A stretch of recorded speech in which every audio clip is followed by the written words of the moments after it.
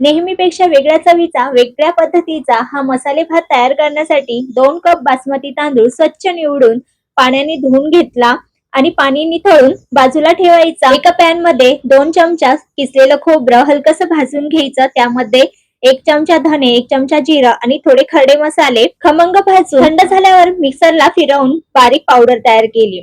तर बघा हा सुका मसाला तयार झाला. आता ओले वाटण तयार करण्यासाठी कोथिंबीर, लसूण, आलं, हिरवी मिरची, कढीपत्ता आणि ओलं खोबरं घेतलं. थोडंसं पाणी घालून मिक्सरला पेस्ट तयार करून घेतली. फोडणीसाठी कुकर मध्ये तेल गरम झाल्यावर तेलात काजूचे तुकडे, 1 तेजपान आणि आवडीनुसार भरपूर अशा भाज्या घालायच्या. छान खमंग अशा परतून घ्यायच्या. त्यात हा निथळलेला तांदूळ घालायचा, हलकासा परतून घ्यायचा.